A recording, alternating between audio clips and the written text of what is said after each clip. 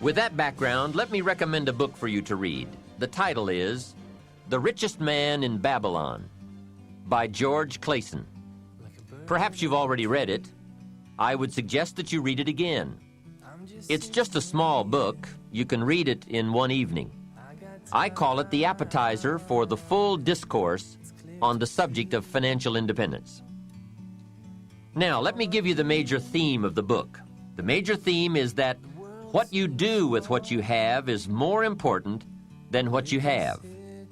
What you do with what you get is more important than what you get. What we do with what we have says so much about us. It reveals our philosophy of life, our attitude, what we know, and what we think, and the makeup of our character. It is a reflection of what is going on inside of our head and within our value system and decision-making process. It also reveals our ability to weigh and to perceive. The outer is always a reflection of the inner. It is an indication, a reading, a revealing. It speaks, it tells, it shows. Remember that key phrase I gave you earlier? Everything is symptomatic of something, and it is symptomatic of something right or something wrong. It is a wise policy not to ignore the symptoms, for they can be early signs of a poor choice of philosophy, or a sign that something important is being misread, misunderstood, miscalculated. So of all places, take a look here. What you are doing with your money says something about you. Now, what you're doing may be okay. All I'm suggesting is that you take a look. Let me give you some of the details of a good financial plan as suggested by Clason's book. First, a very broad but important statement. Learn to live on 70% of your net income. Net meaning the money you have left after paying your taxes. The reason it's 70 is because you're going to be doing some very special things with the 30%. So what's left, 70%, is yours to spend. Now let's talk about the all-important subject of how you allocate the 30%. I remember one day saying to Mr. Schoaf, if I had more money, I would have a better plan. He said to me, Mr. Rohn, I would suggest that if you had a better plan, you would have more money. So it's not the amount that counts, it's the plan that counts. It's not what you allocate, it's how you allocate it. Here's the first part of the allocation process. Of the 30% you're not spending, 10% should go to charity, giving back part of what you have taken out to help those who cannot help themselves.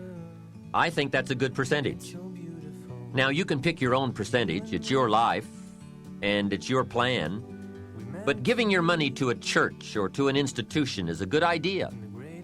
More often than not, they can find the people who are in need. But whether you administer it yourself or give it to an institution to distribute, 10% should be given to charity. And by the way, the best time to teach this allocation process is when a child gets his first dollar. Take him on a visual tour. There's nothing better than visual to illustrate what you're trying to teach.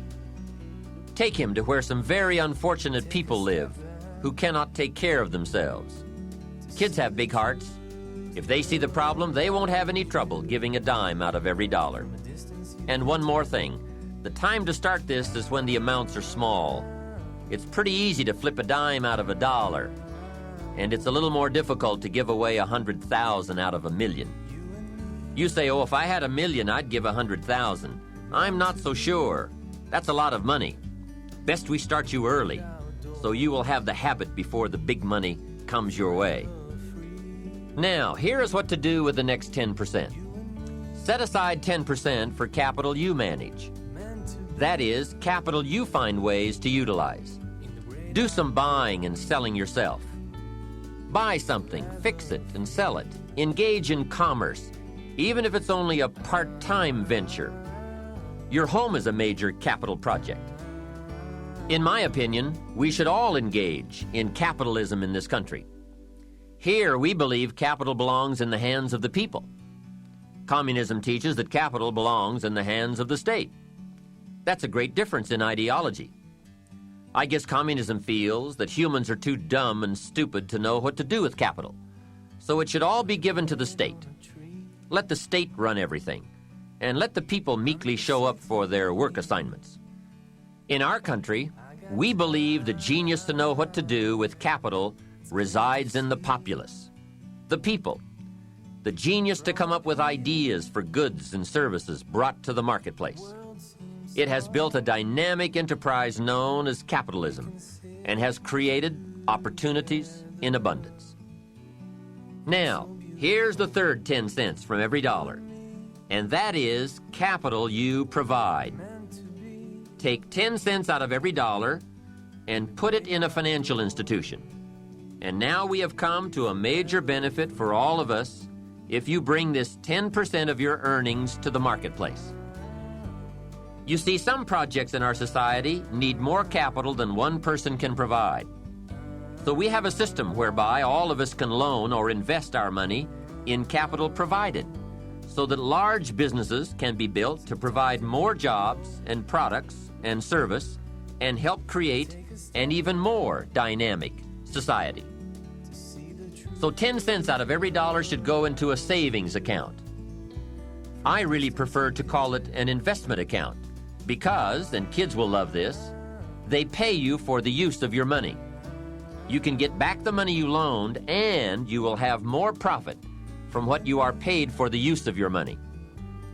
And be sure that you teach this, that if kids start this program from whatever they earn on a job or in engaging in enterprise or both while they are in their teens, by the time they are 40, they will be wealthy enough to be able to do what they want to do the rest of their lives, instead of all their lives doing what they have to do.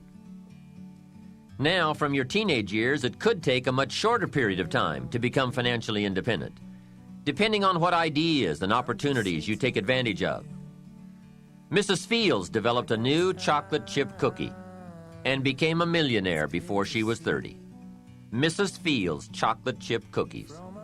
What an example of capital in the hands of the people, not in the hands of the state.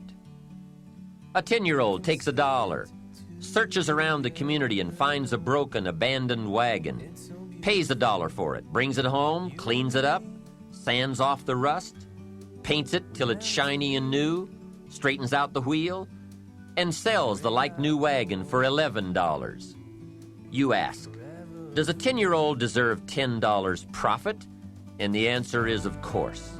Society now has a mended wagon. And that's what it's all about. Find something and leave it better than you found it. Create a value. Build an equity. It's how we build this most dynamic society called America. And everyone can contribute. Everyone can bring some value to the marketplace. We can all be students of capital, profit, equity, and value. We can all engage in enterprise. We can all participate in the disciplines that bring wealth of lifestyle and treasure. All of us and our children can build the most powerful and attractive society ever. We have the knowledge, the tools, the schools, the market, the resources. All we need is the will. Let each of us begin. Its riches are for the having.